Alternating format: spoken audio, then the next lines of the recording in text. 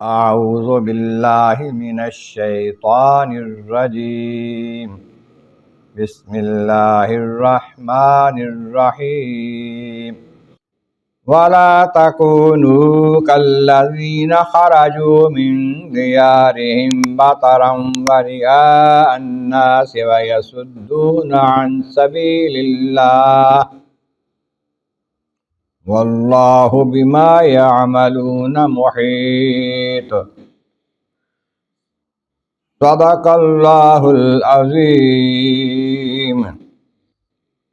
حمد و ثناء رب کریم اور درود و سلام بر سید خیر الانام کے بعد سورۃ الانفال کی آیت نمبر 47 تلاوت کی گئی ہے جو 10ویں پارے کے دوسرے رکوع میں ہے۔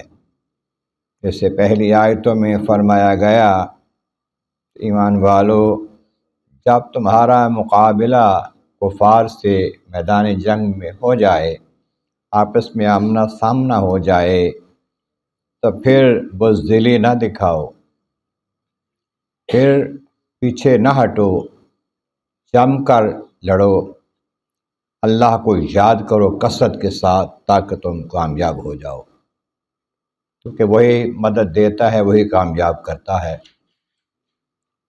اللہ اس کے رسول کا حکم مانو، آپس میں اختلاف نہ کرو، بزدلی نہ دکھاؤ، ورنہ تمہاری ہوا اکھڑ جائے گی۔ صبر سے کام لو، استقامت سے کام لو، اللہ صبر والوں کے ساتھ ہے۔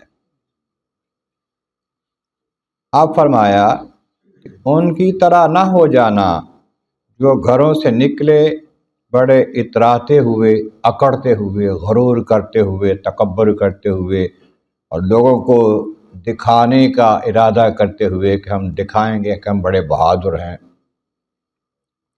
اس آیت کریمہ کے شان نزول میں آتا ہے، جب کفار مکہ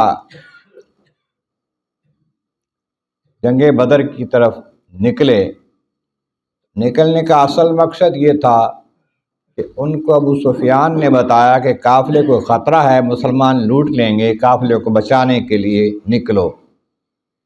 انہوں نے کوشش کی، دور دراز تک اعلان کروا کے بندے اکٹھے کیے، 1000 کے قریب بندے لے کر چل پڑے، ساتھ اسلحہ ہے، ساتھ کھانے پینے کا سامان ہے، اونٹ ہیں جو وہ ذبح کرتے اور کھاتے تھے راستے میں، ساتھ گانے بجانے والی عورتیں ہیں۔ چل پڑے، تھوڑی دور گئے تھے، ابو سفیان کا پیغام ملا کہ قافلہ خیریت کے ساتھ گزر کے آ گیا ہے، محفوظ مقام پر اب پہنچنے والے ہیں مکہ، واپس آ جائیں آپ لوگ، اب ضرورت نہیں رہی۔ ابو جہل نے کہا یہ کیسے ہو سکتا ہے، اب ہم واپس چلے جائیں؟ ہم واپس نہیں جائیں گے، ہم بدر کے میدان میں جائیں گے، 3 دن وہاں پر عیش و عشرت کریں گے، اونٹ ذبح کریں گے، کھائیں گے، شرابیں پئیں گے اور ناچ گانے سنیں گے عورتوں کے، پھر دھاک بیٹھ جائے گی ہماری عرب پر، پھر ہم واپس آئیں گے، لوگوں کو پتہ چل جائے گا کہ ہمارا کیا عالم ہے۔ لیکن اللہ تعالیٰ کو کچھ اور ہی منظور تھا، بجائے اس کے کہ یہ اونٹ کھاتے، انہیں وہاں پر موت کا مزہ چکھنا پڑا، بجائے اس کے کہ عورتیں ان کو گانے سناتی، وہاں پر ان کو بین سننے پڑے ان کے۔ وہاں کیا ہے، میرے نبی کے غلاموں ہیں، ان کی طرح نہ ہو جانے، اکڑ کر چلے تھے، غرور کرتے ہوئے چلے تھے، تکبر کرتے ہوئے چلے تھے، دکھاوا کرتے ہوئے چلے تھے، ان کی طرح نہ ہو جانا۔